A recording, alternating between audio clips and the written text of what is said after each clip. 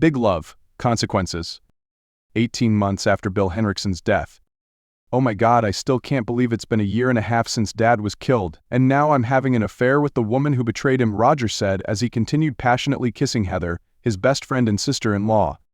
And I'm married to your brother too. How do you think I feel, especially after treating Ben so badly when we dated? I was the one who reported your dad to the police. This isn't fair to Ben at all.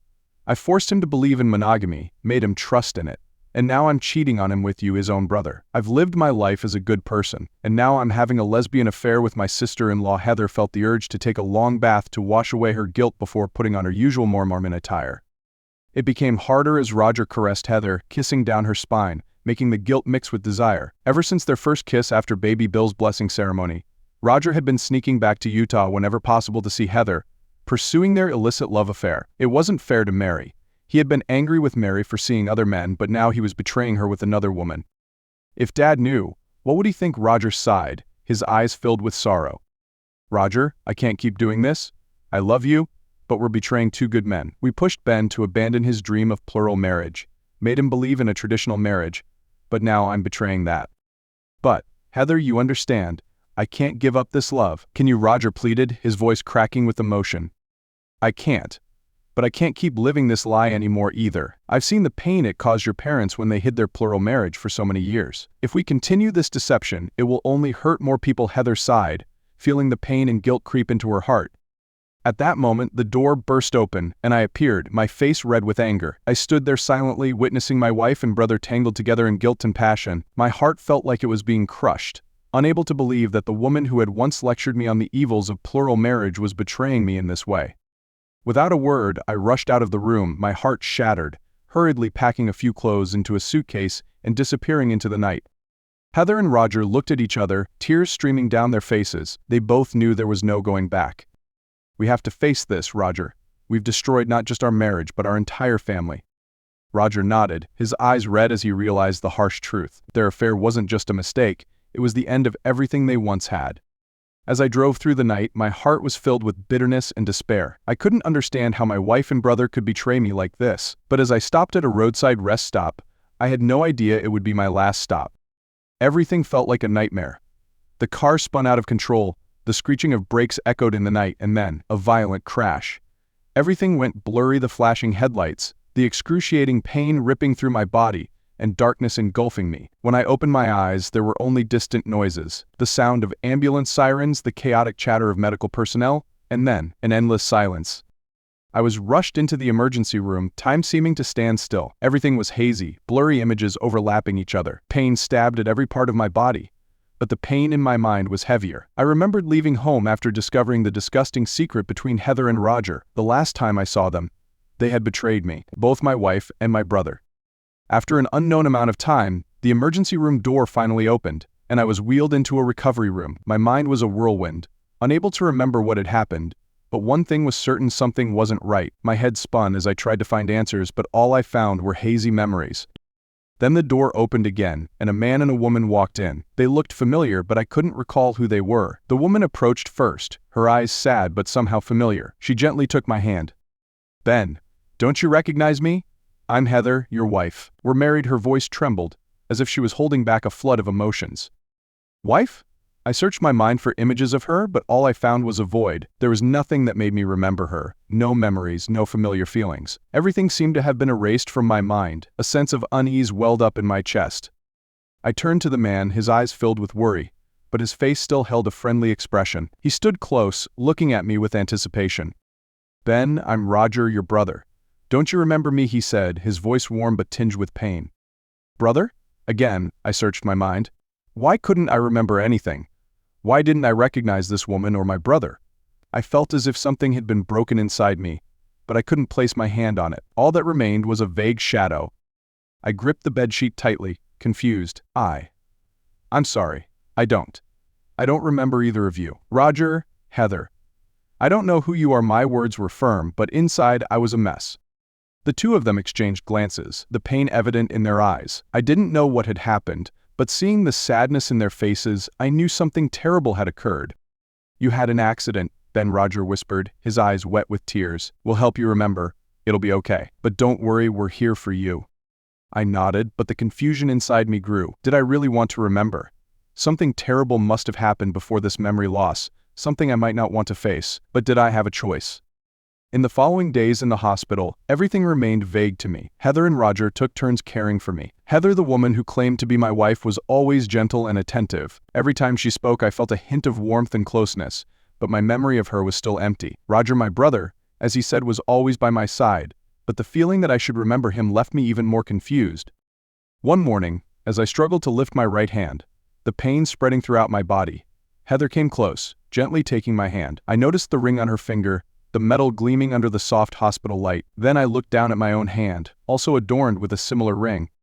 "You might not remember much, Ben, but you and I are married. This ring is proof of that," Heather said, her voice trembling slightly but still filled with patience. She placed my hand on her ring as if to reaffirm the truth she had just mentioned. I looked down at the ring on my finger, trying to recall any feeling, a faint memory, but there was nothing. However, her words carried sincerity, and looking into Heather's eyes, I decided to trust her. "All right. I believe you," I whispered, my voice sounding as if I were learning to speak again.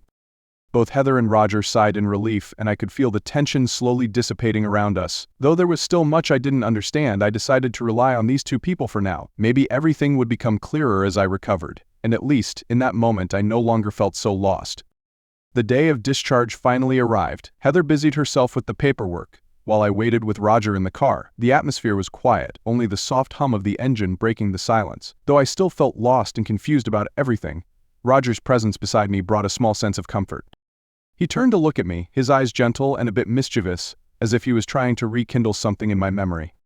"Do you remember when we were kids? We used to play in the sandbox behind the house every afternoon. You'd always build the biggest castles, and I'd just knock them down to see how they'd collapse. You'd get so mad and chase me all over the yard," Roger recounted, his voice mixed with laughter. I tried to retrieve that memory, but my mind remained blank. Even so, her words sparked a warm, familiar feeling, as if it was indeed part of my life, just hidden behind a thick fog. "Remember how much you loved your bike? Dad bought you that red bicycle, and you treated it like a treasure. Every afternoon, you'd ride it around the neighborhood nonstop," Roger continued, his eyes glowing with nostalgia. I couldn't recall every detail, but I felt Roger's affection in his stories. It was like reading a book one read before but could now only recall a few faint images. Nevertheless, I didn't want to disappoint him by admitting I didn't remember. "Did I really like bicycles that much?" I asked, my voice a bit hesitant. "Yes, you used to say you wanted to ride your bike around the world when you grew up. Do you remember that?" Roger chuckled softly, then looked out the window as if hiding a deep sadness. I shook my head, feeling helpless for not being able to recall what should have been familiar memories. But instead of feeling sorrow, I found comfort in the way Roger gently tried to rekindle those lost fragments of my past. Even though I couldn't remember everything, Heather's presence and Roger's stories from the past helped me feel less alone in my journey of rediscovering myself.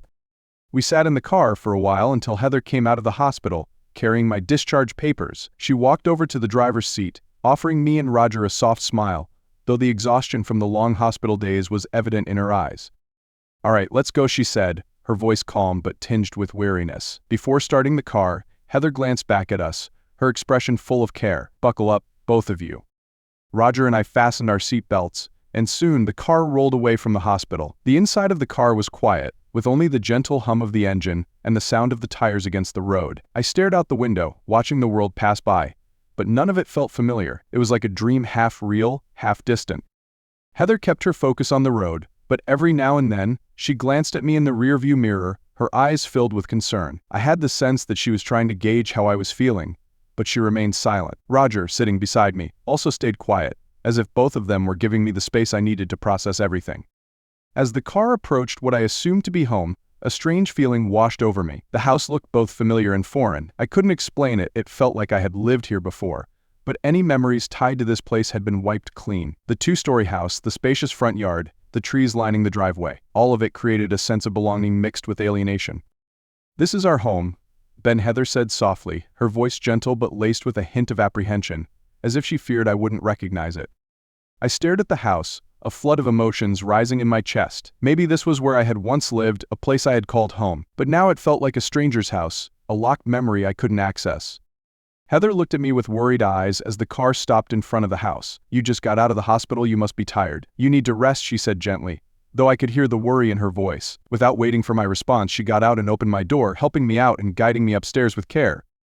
I let her lead me, my legs feeling heavy, likely from my body still recovering. Climbing the stairs, fatigue crept up on me, and by the time we reached what I assumed to be our bedroom, I was too tired to question anything. The room was clean, organized, yet completely unfamiliar to me. Meanwhile, Roger had quietly brought some of my things from the hospital and placed them in the living room. He didn't speak much, focused only on tidying up the items. Heather gently laid me down on the bed and pulled the covers over me. "Rest, Ben," she said softly, her voice filled with both care and sadness. She stayed by my side for a while, tenderly brushing my hair as if trying to comfort me. Even though I couldn't remember anything, her care made me feel a little safer. Soon, the exhaustion overcame me, and I drifted off to sleep. While I slept deeply, Heather quietly left the room, closing the door softly so as not to wake me. She made her way downstairs, where Roger was waiting, standing in silence. Heather sank into a chair with a heavy sigh. "What are we going to do, Roger?" she asked, her eyes filled with sorrow. "Ben doesn't remember anything. And part of me wants him to never remember, because the past was so awful. But at the same time, I can't keep living this lie with him." Roger nodded, his eyes clouded with guilt and deep thought. "I know. I want him to forget everything too, but if he remembers, we'll have to face everything all over again. Maybe this is a chance. If Ben doesn't remember what happened, this could be our opportunity to fix things, to make up for the mistakes we've made." Heather stayed quiet for a while, contemplating Roger's words. Maybe, or maybe we're just fooling ourselves. If Ben remembers, it'll be worse than we ever imagined. Roger hung his head, his shoulders shaking with guilt. "But if this is our last chance to make things right, shouldn't we take it?" Heather looked at her brother, torn by her own conflicting emotions. She knew they would have to face the truth one day. But for now, caring for Ben and trying to make things better seemed like the only option. "We'll take care of him. If his memories come back, we'll deal with it then. But until that time, let's give Ben the time he needs, and give ourselves a chance to fix our mistakes," Heather said, determination growing in her voice. Roger nodded, and the two of them sat in quiet reflection, both silently hoping that this time, they could finally make things right. That afternoon, I slowly regained consciousness. My head felt foggy, and my eyes opened to the sight of the ceiling above me, though everything seemed hazy. I struggled to remember where I was, but only confusion and disorientation filled my mind. The dizziness kept me lying still, too afraid to move. Soft footsteps echoed, and I turned my head. Heather emerged from the bathroom, carrying a basin of warm water. She saw me awake and walked over, setting the basin beside the bed. "You're awake," Heather said quietly, her voice tender but filled with worry. She sat beside me, dipped a cloth into the water, wrung it out, and began gently wiping my face. "How are you feeling? Does anything hurt?" I tried to sit up, but the dizziness hit me again. "Where's Roger?" I asked, looking around the room for my brother. Heather paused for a moment, then smiled softly. "Roger had something to do, so he left. But don't worry, I'll take care of you," she said gently, her voice steady as she tried to reassure me. Even though I felt confused by Roger's absence, Heather's sincere gaze calmed me, and I decided not to ask further. The exhaustion and dizziness washed over me again, and I lay back down, letting Heather continue to care for me. Her words, her gentle touches, they were like a veil over the chaos in my mind, even if only temporarily. Once she finished cleaning me, Heather placed the cloth back into the basin and smiled at me warmly. "I'll make you some soup. Rest a little longer, okay?" She took the basin and quietly left the room, closing the door softly behind her. I lay still, but the fog and dizziness had eased slightly. For the first time since returning home, I had the chance to really look around the room. My eyes wandered, landing on the bedside table, where a framed wedding photo of Heather and me stood. In the picture, we were standing side by side in our wedding clothes, both smiling happily. A strange feeling crept over me. I couldn't remember that moment, but the image was crystal clear, as if reminding me of a past I couldn't touch. On the wall, more framed photos were neatly arranged. They showed us in sweet moments holding hands on a walk, Heather planting a soft kiss on my cheek. All these photos radiated closeness and love, yet they only deepened my sense of unease. Why couldn't I remember any of it? I stared at the pictures, confusion clouding my mind. Had I really been happy in those moments? And if I had, why couldn't I recall even the faintest memory of them? The uncertainty slowly morphed into a sense of dread as I lay there, in what was supposed to be my own room, feeling like I was lost in someone else's life. Heather returned after a while, carrying a bowl of hot soup. She sat by the bed, carefully spooning the broth and feeding me. "The soup is hot. Eat slowly," she said gently, though there was no mistaking the worry behind her words. I ate in silence, trying to match her pace. Despite the whirlwind of emotions inside me, I couldn't deny that her care made me feel a little more at ease. Once I finished, she set the bowl aside and began to gently massage my shoulders and arms. "You've been lying down a lot. "Let me massage you so you don't feel stiff," Heather whispered, her hands moving gently and skillfully, as though she had done this many times before. The sensation of her touch relaxed me, but it also made me feel disconnected from myself. "Tomorrow, I'll take you for a walk. Some fresh air will make you feel better," she added, her voice still soft but filled with quiet determination. I nodded, unsure if it would help, but seeing the dedication in Heather's eyes, I couldn't refuse. She continued massaging me until I felt fully relaxed, then gently pulled the blanket over me. Her eyes stayed on me, as if she were trying to shield me with her love and care. That night, I drifted into sleep, with Heather still sitting beside me, watching over me. She was exhausted after so many sleepless nights, and at some point she fell asleep in the chair next to my bed.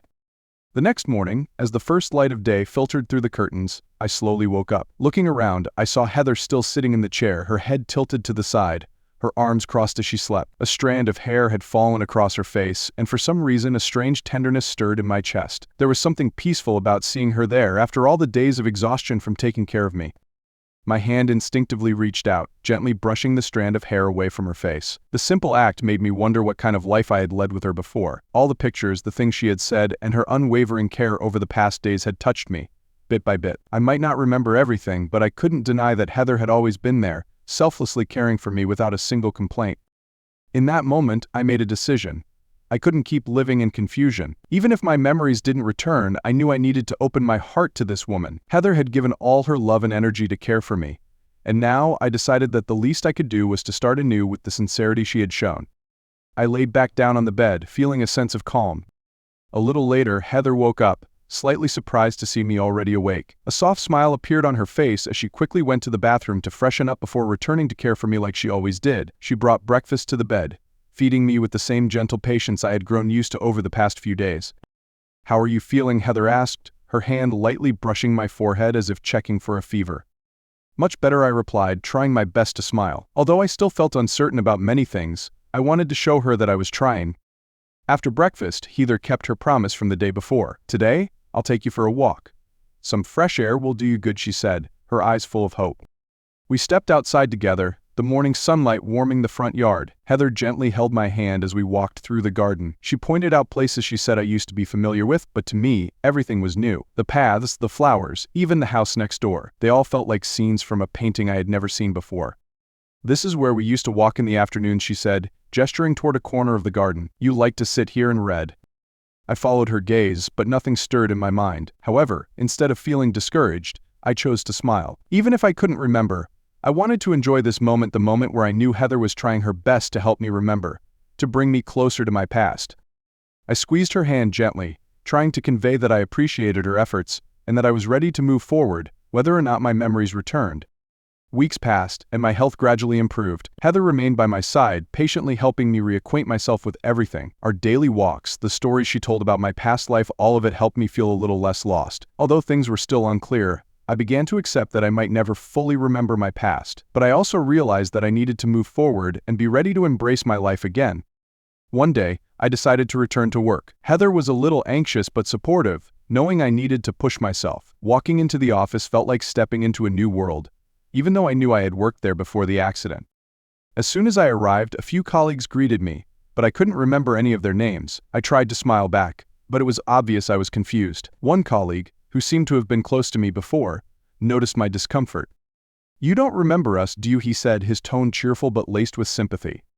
I forced a smile, feeling embarrassed to admit, I don't remember anyone's name."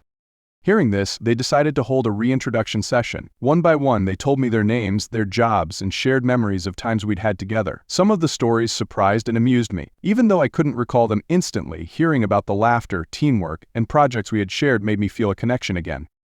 The session ended on a light and fun note. I no longer felt as out of place, and everyone seemed understanding and willing to help me get back into the rhythm of work. I left that day feeling less adrift and more motivated to keep moving forward, even though the puzzle of my past was still incomplete.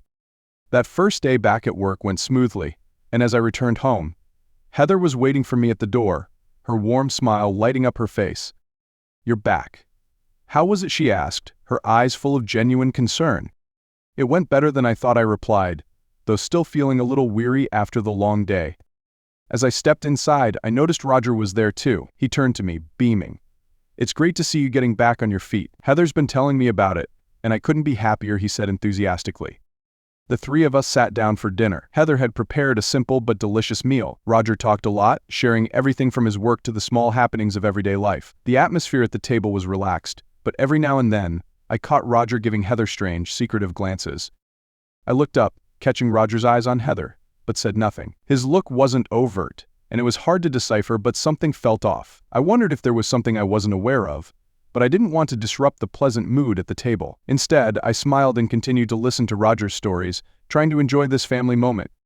The dinner ended quickly, and I went to soak in the bathtub, letting the warm water ease the fatigue from my long day. Meanwhile, I could hear the faint sound of water running and the clink of dishes as Heather and Roger washed up in the kitchen.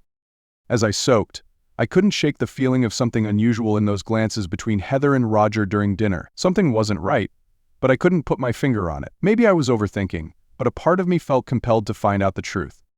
When I stepped out of the bathroom, dressed in comfortable clothes, I walked down the hallway and overheard snippets of a conversation between Heather and Roger. I caught Roger's voice first, trembling with emotion. "I don't know what to do anymore, Heather. You know it's wrong, but I can't hide my feelings." I stopped in my tracks, straining to hear more. Then I heard Heather reply, her voice clearer. "Roger, we can't keep doing this. We've made a mistake, and now we have to be careful. If Ben finds out, we'll be in serious trouble." Their words stopped me in my tracks, a wave of curiosity crashing over me. A mistake. What were they hiding? I cleared my throat, making my presence known, and immediately, both Heather and Roger jumped, creating distance between them, their faces turning awkward when they saw me. "What's going on?" I asked, my eyes locking onto theirs. Roger hesitated, not immediately addressing what I had overheard. Instead, he bowed his head, as if contemplating, before softly saying, "We were just talking about Dad." At the mention of Dad, my heart tightened. I couldn't recall everything, but I still had a deep emotional connection to him, a strong man who had raised me after Mom left. Faint memories of him flooded back, and I realized that his absence during my hospital stay might be significant. Seeing my expression change at the mention of Dad, both Heather and Roger seemed to understand that they needed to tread carefully to reassure me. Heather approached, gently placing her hand on my arm, her voice soft. "Ben, talking about Dad is really hard for all of us. He was a strong man, and he always gave all his love to you and Roger. We were just reminiscing, nothing to worry about." Roger stepped forward too, his tone calm and reassuring. "You don't have to worry, Ben. We were just remembering the past, thinking about the moments we shared with Dad. It's tough for all three of us, but I think we should stick together and not let it weigh on you right now." I looked at both of them, still harboring some suspicion about the conversation I had overheard. However, the sincerity in their voices made me hesitate. They both looked at me with concern, but also with genuine care. Heather continued, "You're still recovering, and we don't want you to stress over anything. Let us take care of you, help you through this tough time. We'll take things step by step, and whatever happens, we'll be here for you." I stayed silent, feeling the honesty in their words. Even though a part of me still felt uneasy about what they might be hiding, I couldn't deny that they had been by my side, caring for me from the moment I was discharged from the hospital. Gradually, I nodded, trying to push aside my lingering doubts. "Thank you, both of you. I trust you," I said, though deep down I wasn't entirely at ease. But for now, I would give them more time to prove their words true. We sat down and talked more about Dad. Roger shared childhood memories of how Dad protected and guided us through life's challenges. Heather added details about how he always put family first, even at the expense of himself. I listened, trying to focus and connect with the faint memories of the strong man he was. Every story they shared made my heart feel heavy, but it also brought a sense of closeness and comfort. After a while, Roger stood up, his eyes still carrying some unresolved thoughts. "I need to go, Ben. It was good to see you, and I'm glad to see how much you've improved," he said, offering a faint smile. "Thanks, Roger," I replied, though I still felt a slight unease, but I knew he was trying to keep things positive for me. Heather walked Roger to the door, and they shared a quick hug. Roger glanced back at me one last time, his eyes tinged with sadness but also with hope. Then he left, leaving Heather and me alone in the quiet house. As the door closed, I exhaled, feeling a bit more at ease. Roger was gone, and though there were still things left unsaid, at least I knew that both of them were trying to help me return to normalcy. Life slowly began to feel more ordinary. Day after day, I grew accustomed to a new routine, no longer haunted by the pain of Dad's absence. The sorrowful memories started giving way to a sense of peace, and I felt like I was gradually becoming myself again. One day, Roger came by with an idea. He suggested that we, all three, plan a trip together. "I think we should go somewhere, get a change of scenery," he said, excited. "How about the beach? What do you guys think?" Heather, always attentive to my well-being, immediately agreed. "That's a great idea, Ben. A trip to the beach would help you relax and get away from everyday stress." I looked at both of them, not wanting to dampen their enthusiasm. Though I wasn't always keen on change, their excitement made it hard to say no. "Sounds good. Let's go," I replied with a soft smile. Before long, we had everything arranged. A few days later, the three of us headed to the beach, where the waves and cool ocean breeze welcomed us. Heather and Roger seemed to be in high spirits, and I felt lighter, starting to enjoy the trip as a chance to refresh my soul. On the beach, the golden sun bathed the scene in warmth. Heather lounged on a deck chair, wearing sunglasses and soaking in the sunlight. I dove into the sea, feeling the cool water envelop my body as gentle waves lapped against me. Around us, a few people swam or played nearby, adding to the relaxed, joyful atmosphere. While I swam, Roger stepped out of the changing room, wearing swim trunks and sporting a body still working on its muscle definition. He walked over to Heather with a tube of sunscreen in hand and offered, "Let me put some sunscreen on you, so you don't get sunburned."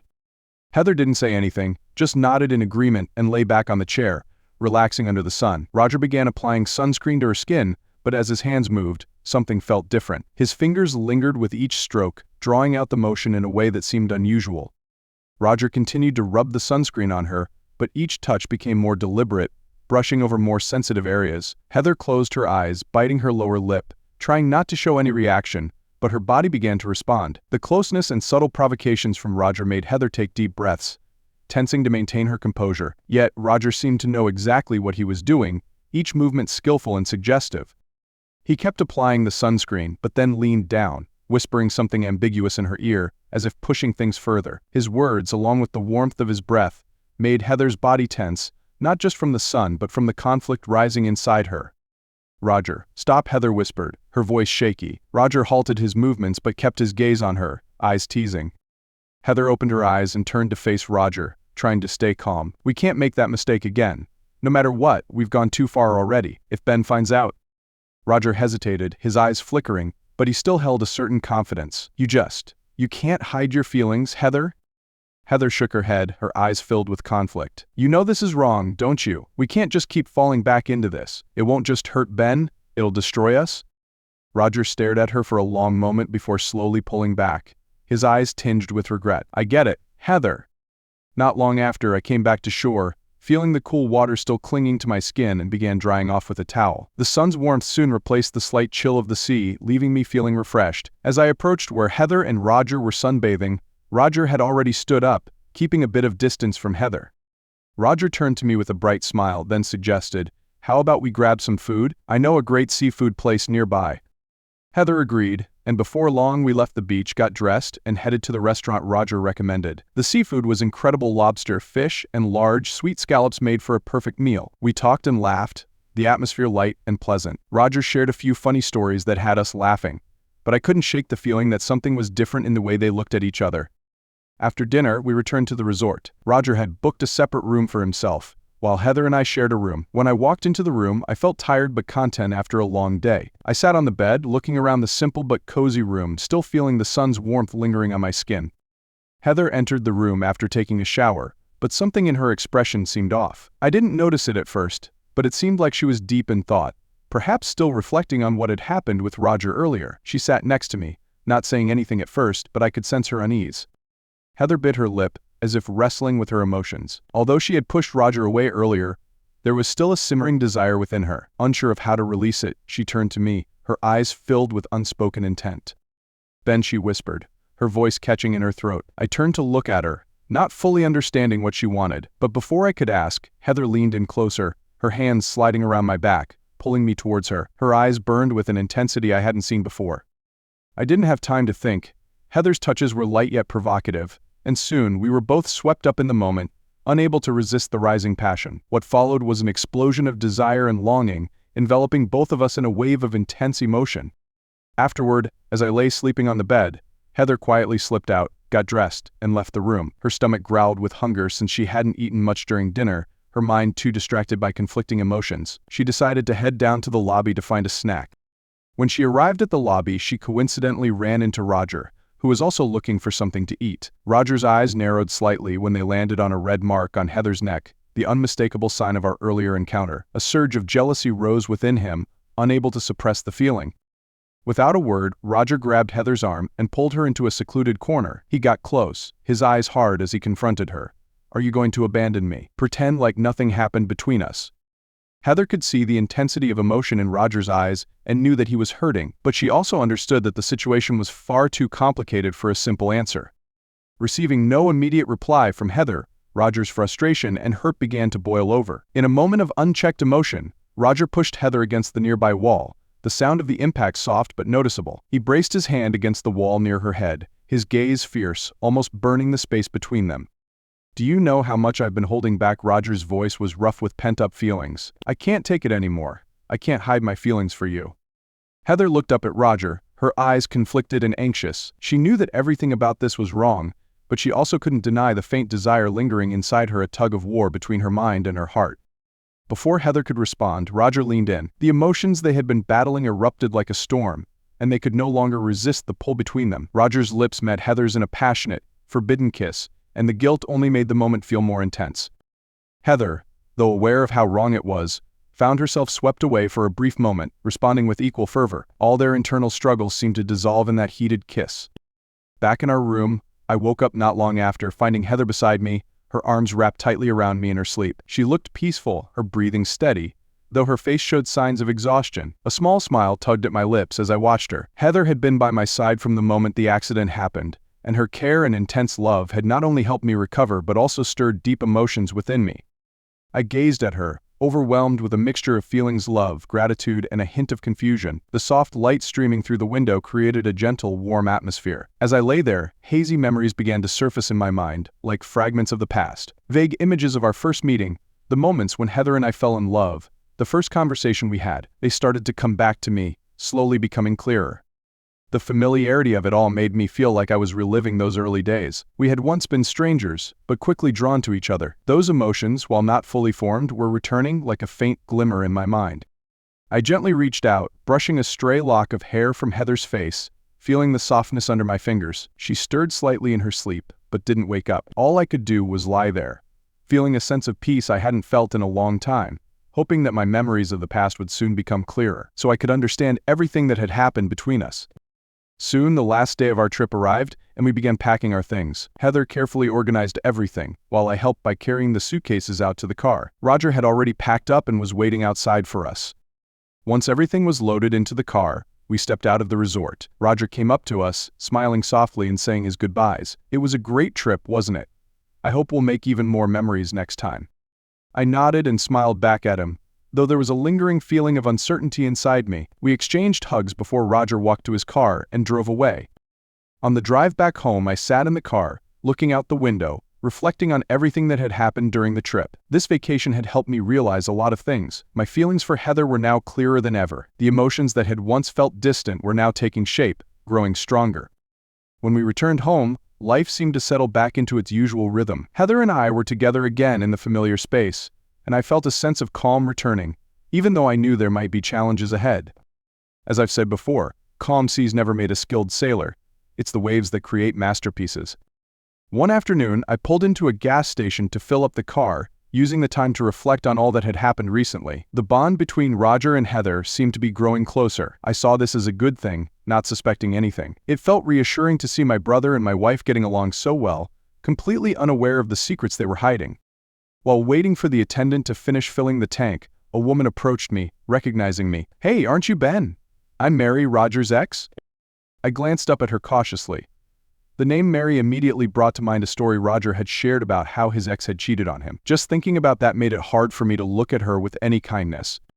"Mary," the first repeated, my voice calm but carrying a hint of suspicion. "I've heard Roger mention you."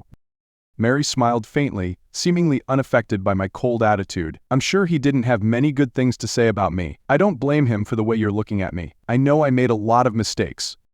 I didn't respond right away, maintaining my wary stance. But then Mary met my gaze directly, her tone shifting to something more serious, almost cryptic. "But I really am sorry about your accident. A shame for someone like you, huh?" I frowned slightly, sensing something off. Her tone made me wonder if there was more to her words. "Thanks," I replied shortly, keeping my distance. Mary's smile faded into something I couldn't quite read. "Anyway, I hope you recover fully soon, but don't let my past with Roger affect how you see the present. After all, the past doesn't always stay buried, does it?"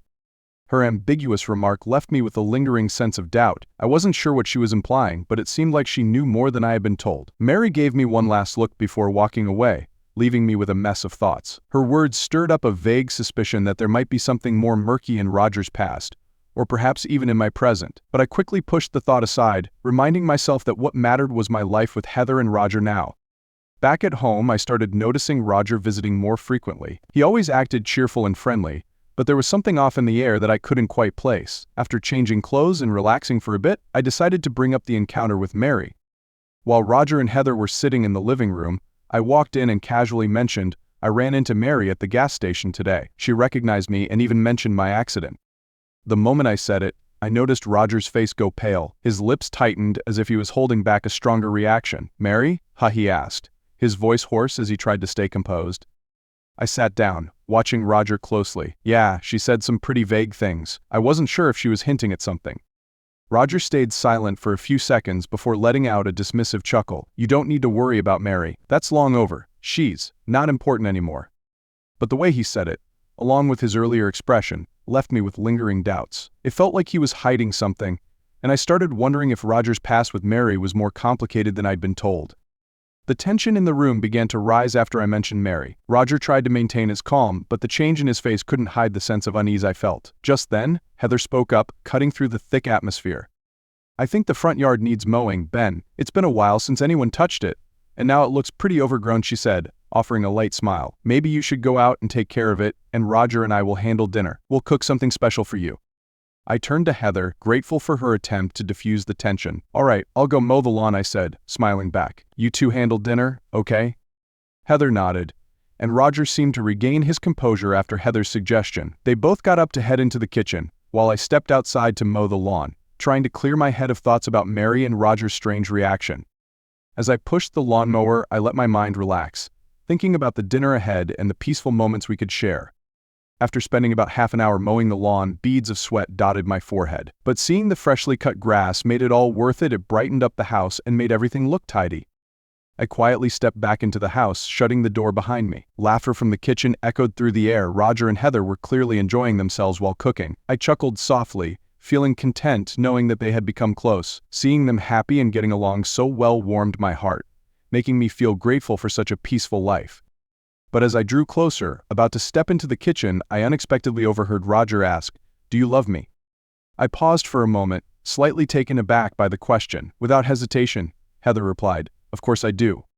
Heather's answer left me confused. In Vietnamese, the word love can carry many different meanings, but in this situation, it seemed to have more emotion than I expected. I reassured myself that I shouldn't read too much into it. Maybe they were just joking, and the love in this case was nothing more than sibling affection. I took a deep breath, then stepped into the kitchen with a smile, as if I hadn't heard anything unusual. When they saw me, both turned around, looking cheerful. "You finished mowing the lawn?" Heather asked, her eyes gentle and familiar as always. "Yeah, all done," I replied, trying to brush off the confusion I was feeling. "You two seem to be having fun. What's cooking for me?" Roger grinned. "We're making your favorite a special dinner for the hardworking man," he teased. I sat at the table, watching them continue their work. Everything seemed normal, but deep down, I couldn't shake off the unease from what I had overheard. The relationship between Roger and Heather seemed a bit too close, but I didn't want to dwell on it. I told myself I might just be overthinking it.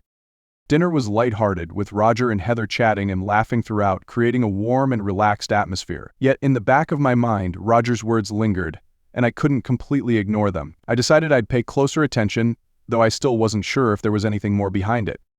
After dinner, Heather got up to clear the dishes, while Roger made some tea for the three of us. I sat back, looking around the house, trying to appreciate the peace we had. Everything seemed to return to normal, but inside there was a strange feeling I couldn't quite shake. Roger returned with the tea tray, placing it on the table and smiling. "Didn't that beach trip help you relax?" he asked, though it seemed like he was avoiding direct eye contact with me. "Yeah, it was a good trip," I replied, keeping my tone steady. "Thanks to both of you for planning it." Heather sat beside me, gently placing her hand on my shoulder. It was a familiar touch, but something about it felt a little different. She smiled softly, her eyes kind. "You still need more time to fully relax and recover, Ben." I nodded, sensing her concern and care, but despite that, Roger's words kept echoing in my mind. I wondered if I was just being overly sensitive, but the feeling of confusion wouldn't go away easily. Finally, after we finished the tea and the house grew quieter, I decided to push the matter aside for the time being. Roger said his goodbyes and left, while Heather and I stayed behind, enjoying the calm of the evening. But in my mind, the ambiguity of their relationship still lingered, like an unanswered question. The next day, I returned to work after a long break. Everything seemed to fall back into its usual rhythm, and I tried my best to focus on my tasks, but there was still a strange sense in my head, as if something was waiting to erupt. Not long after starting the day, a sudden headache hit me, my head pounded, and the memories I had been trying to suppress started flooding back, painfully clear. Images of the accident. But it wasn't just that the worst moment of my life came rushing in the moment I had caught Heather and Roger in a situation of betrayal. The memories were too much to handle, leaving me dizzy, my head spun, and the world began to blur. Before I could make sense of what was happening, I collapsed onto my desk and blacked out. I was rushed to the hospital by my coworkers, and not long after, both Roger and Heather heard the news and came immediately. When I woke up, they were standing there, waiting anxiously, but in my dazed state, I couldn't bring myself to face them. A doctor walked into the room with a professional expression, glancing at both Heather and Roger before saying, "Ben's condition is stable, but I must warn you, with this level of recovery, it's very likely he'll remember everything from before the accident. This could happen at any time." Both Heather and Roger's faces instantly changed, their eyes wide with fear. Heather turned to Roger, nervously asking the doctor he could remember everything. "You mean, all of it?" The doctor nodded, his voice calm.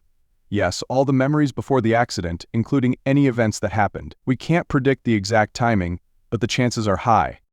Roger gripped Heather's hand tightly, his eyes filled with worry and fear. "What should we do? Is there anything we can do to prepare?" The doctor looked at them for a moment before responding gently, "It depends on how Ben reacts. We suggest you be ready and support him as much as you can." After the doctor left, I lay in bed, having heard everything. The memories that were coming back to me were still tangled and unclear, not fully formed to face the truth yet. I realized now wasn't the right time to expose everything. There were too many uncertainties, and I needed time to sort things out. Heather and Roger returned to my bedside, trying to smile despite the evident worry in their eyes. Heather lightly touched my hand, her voice soft but trembling. "How are you feeling, Ben? We've been so worried." I looked at them, trying to keep my composure. "I'm feeling better. Don't worry too much." Roger let out a sigh of relief, his smile awkward but relieved as if the fear had eased for the moment. "I'm glad you're okay, Ben. We'll always be here for you." I nodded, forcing a small smile in return. Deep down, I knew the story wasn't over yet, but for now I chose to wait. The unease in my mind pushed me to demand an early discharge from the hospital, despite Heather's constant concern. In the end, she had no choice but to agree, and a few days later I returned home. Everything seemed to go back to normal, but inside, I still felt something was off. I started paying closer attention whenever Roger came over. From their glances to the little gestures between Heather and Roger, I began to notice something unspoken, but the feeling grew stronger every day. Determined to uncover the truth, I decided to meet Mary at the gas station where I had run into her before. After a brief chat, I arranged to meet her at a bar after she finished work. I needed answers, and Mary was the only one who could help me lift the veil on this secret.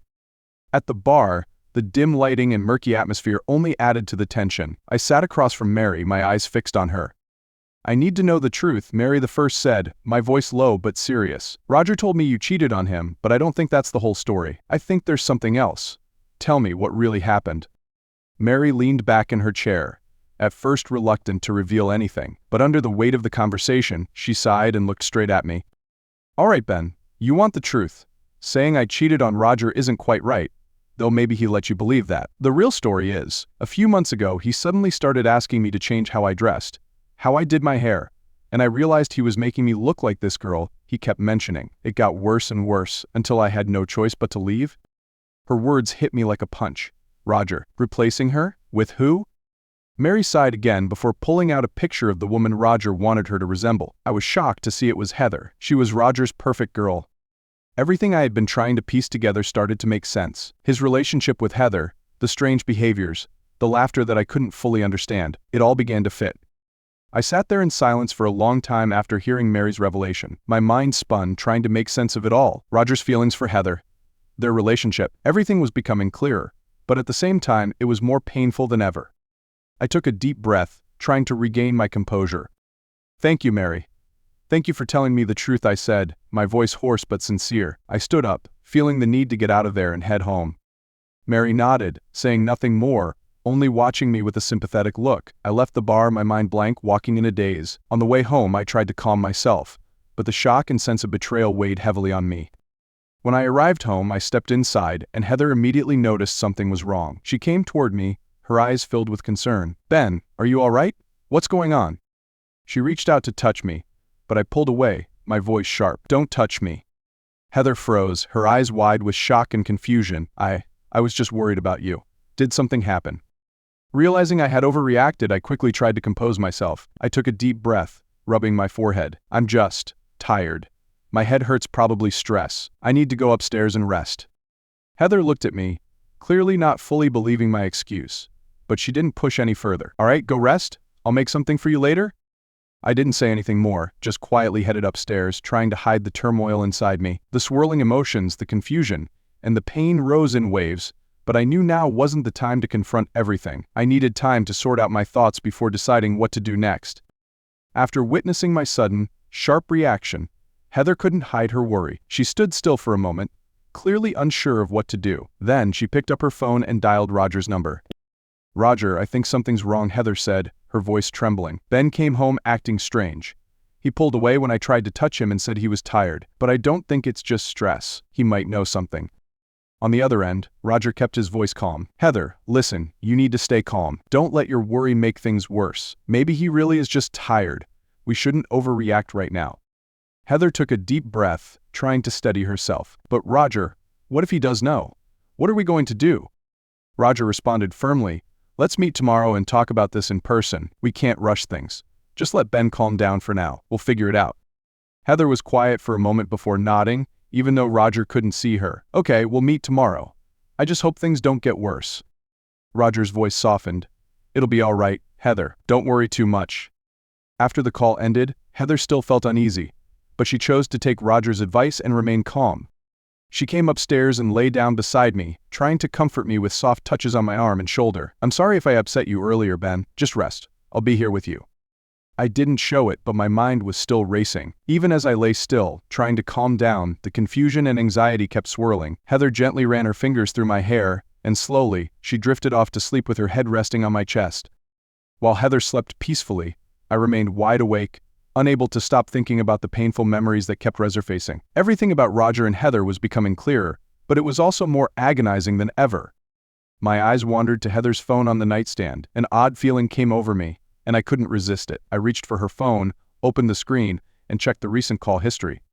Just as I suspected, the last call had been with Roger. They had spoken after my outburst, and from Roger's words during the call, I knew they were planning to meet tomorrow. I placed the phone back where it was, feeling a heavy weight in my chest. If they were going to meet, I'd have to follow them. I needed to know the truth and confront what they had been hiding from me. I couldn't let things stay this ambiguous any longer. The next morning, I woke up earlier than usual. My mind was still buzzing with thoughts from the night before, but I decided to remain calm and wait to see how things played out. Heather seemed calm, going about her routine like any other day, but this time I knew exactly what she was up to. Heather got into her car and drove off. I quickly grabbed my keys and followed from a distance, keeping enough space so she wouldn't notice. My heart pounded harder with every passing minute, the tension growing as I watched her pull up to a small cafe where Roger was already waiting. They parked next to each other, neither of them realizing I was watching from afar. I didn't enter the cafe. Instead, I parked in a hidden spot, sitting in my car and keeping my eyes on them. They walked inside and picked a table where they could talk quietly. Though I couldn't hear their conversation, I could see their tense expressions and gestures. Roger seemed to be leading the conversation, while Heather sat there, listening and occasionally nodding. I wondered if they were plotting how to hide the truth from me, but I couldn't confirm anything yet. I remained in the car, patiently waiting to see where this would lead. Yet deep inside, the feeling of betrayal grew stronger, and I knew that once the truth came out, nothing could ever be the same again. Nearly half an hour passed, and I stayed in my car, my eyes fixed on Roger and Heather from a distance. Their conversation dragged on, but eventually they stood up and left the cafe. I saw Heather step out first, with Roger following closely behind. They exchanged a few more words before parting ways and getting into their separate cars. I sat silently, watching them one last time before driving back home. Although I couldn't hear what they said, their body language and behavior told me everything I needed to know. It was clear that they were still hiding something, and were likely discussing how to deal with the situation now that they suspected I was regaining my memories.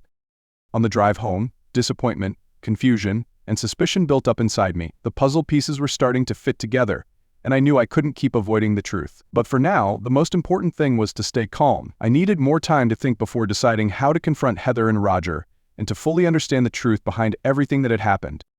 When I got home, I parked the car and walked inside, doing my best to keep my emotions hidden. I knew the real confrontation was yet to come, and I needed to be ready for what lay ahead. For the rest of the day, I acted as if everything was normal. I didn't want Heather to suspect anything. Through the afternoon and evening, I continued to play the role of a regular husband, chatting with Heather about mundane things, so she wouldn't realize I was silently preparing for what was to come. The next morning, during breakfast, I suddenly informed Heather that I had to go on a business trip. "I just got word from my boss," I said calmly. "I'll be gone for a few days, maybe 3. I'm heading to the city with him for some work." Heather looked surprised, but she didn't seem suspicious. She nodded and asked, "When do you have to leave?" "I'm leaving this afternoon," I replied, watching her closely. "Don't worry, I'll call you often. Take care of yourself while I'm gone." Heather smiled, though I could see some concern in her eyes. "All right, be careful. I'll be waiting for you to come back." I nodded, continuing breakfast as usual. Inside, I knew this was the only way to buy myself some time to think things over. By pretending to be away on business, I could have the space to process everything and keep an eye on Heather and Roger without them knowing. That afternoon, I kissed Heather on the forehead and said a gentle goodbye. "I'll be back soon." "Don't worry," I said, keeping my expression calm. Heather smiled in return. But I already had my own plans in motion. After leaving the house, I drove to a nearby hotel and rented a small room where I could monitor the situation from a distance. The afternoon passed in silence, and I waited patiently, keeping an eye on the house I had once considered my safe haven. Everything was quiet until nightfall. Just as I expected, Roger arrived at my house that evening. From my vantage point, I could clearly see his figure as he stepped inside. A wave of anger surged within me, and I clenched my fists. It was now more obvious than ever. They were still meeting behind my back, even though I had returned after the accident. But rushing home now would only make things worse. I needed to keep control of the situation. Determined not to let my emotions take over, I took a deep breath, reminding myself to hold out for one more day. After that, I would return home unexpectedly, claiming I had finished work early, and that would be the right moment to confront everything. That day passed in a haze of disappointment and overwhelming pain. I couldn't believe that the person I loved most, the woman I called my wife, and my own brother, could betray me so cruelly. Sitting alone in the empty hotel room, it felt like my entire world had collapsed. The memories of the love I had once shared with Heather now felt distorted and distant. The times she had cared for me after the accident, her smiles and gentle words now only brought bitterness. And Roger, my brother, whom I had trusted, how long had he been hiding this truth from me? I stared out the window at the distant city lights, unable to focus. Inside, it felt like a knife twisting in my chest. The image of Roger and Heather in my home last night replayed in my mind, and I couldn't shake the sense of betrayal. The two people closest to me had deceived me under the very roof I had trusted and built. The loneliness hit harder than ever. Everything I had known and loved now lay in shattered pieces of betrayal. My soul felt torn apart, and I had no idea how to face this truth. Pain, disappointment, and loss overwhelmed me. In that moment, I felt utterly lost among the people I once thought I knew best. I kept asking myself why? How did things turn out this way? But there were no answers, only a deep chasm of hurt and disillusionment. I returned home earlier than expected, my heart weighed down by the doubts and suspicions that had built up over the past few days. It was late afternoon, the soft golden light of the setting sun bathed the neighborhood, but inside me, everything felt dark and suffocating. I parked outside and stood there for a moment, gripping the keys tightly in my pocket. Instead of knocking as usual, I gathered my courage and quietly slid the key into the lock, gently opening the door. Walking into the familiar house, a sense of dread closed in around me. I quietly passed through the living room. Everything seemed normal, but a deep instinct told me Roger was there with Heather. I heard faint sounds from upstairs and my legs trembled as I followed them to the second floor. The closer I got, the more my heart raced, fearing what I might discover. As I neared the hallway, I heard soft laughter and gasping breaths from the bedroom. My breath caught in my throat. I stood frozen, my heart feeling like it was being crushed in my chest. I knew exactly what was happening behind that door, but my mind still refused to accept the cruel reality. With trembling hands, I approached the bedroom door, each step feeling like I was walking into a nightmare. I slowly turned the handle, feeling time slow down, and in front of me, everything shattered. Roger and Heather, two of the most important people in my life, lay entangled on the bed, satisfying each other's desires. The sight hit me like a physical blow, dragging me back to the painful memories of the past. Once again, history was repeating itself. My mind spun as the old wound tore open, ripping through everything inside me. Roger and Heather, realizing my presence, quickly pulled the covers over themselves, their faces filled with shock and panic. Heather was the first to speak, her voice trembling. "Ben, I can explain. It's not what you think." Roger hurriedly sat up, still clutching the blanket. "Yeah, please don't misunderstand. It's not what you think. It was just a mistake. But I couldn't hear any of it. Their explanations were nothing but meaningless noise in my head. There was no more running from the truth. I took a deep breath, trying to control the rage and pain tightening around my heart. "Explain," I asked coldly, my eyes devoid of any emotion. "Explain what, Heather? Roger? You're doing this, after everything." Heather broke into sobs, trying to move toward me. "Ben, please. It was a mistake. We didn't mean to hurt you." I stepped back, raising my hand to stop her, my gaze never leaving the two of them. "I didn't mean to hurt me." "Then what do you call this? You've been doing this behind my back, thinking I wouldn't find out? Did you believe I wasn't worthy of the truth?" Roger hesitated, his voice shaky. "Ben, I didn't know how to tell you, but what's been happening between me and Heather, it started a long time ago." I thought that. I cut him off, my voice filled with bitterness. "So it has been going on for a long time. Both of you have been lying to me, and this is how you resolve it, letting me find out like this again." Heather cried harder, while Roger sat there, silent and ashamed. I took another deep breath, trying to suppress the anger that was boiling inside me. "Get dressed. I don't want to see this for another second." Both of them scrambled, saying nothing. They hurried to pull on their clothes, fumbling in their panic. I couldn't take it anymore and turned, walking out of the room, my heavy steps leading me back downstairs to the living room.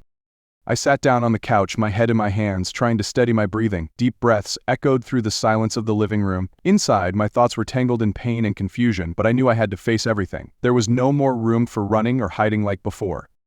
As I sat waiting in the living room, the atmosphere felt thick and heavy, with only the faint sounds of the house filling the air. Finally, I heard footsteps coming down the stairs. Heather and Roger walked slowly, their faces filled with guilt, but their eyes couldn't sway me anymore. They stood in front of me, but I didn't look at them directly. I no longer felt the pain or anger I had before, only emptiness and resolve. I took a long breath and spoke, my voice calm.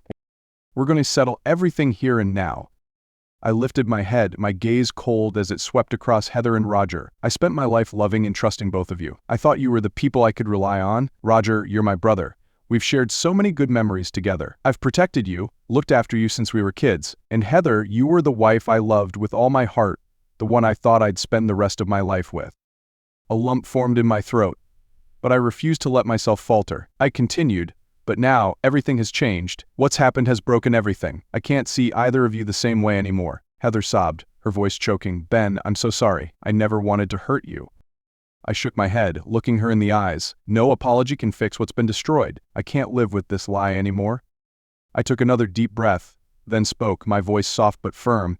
"Heather, I think the best thing for both of us is to get a divorce. We both know things can't go back to the way they were. You can live your life however you want, but I can't stay with you anymore." Heather silently nodded, tears streaming down her face, unable to say anything more. Roger stood there, silent and ashamed.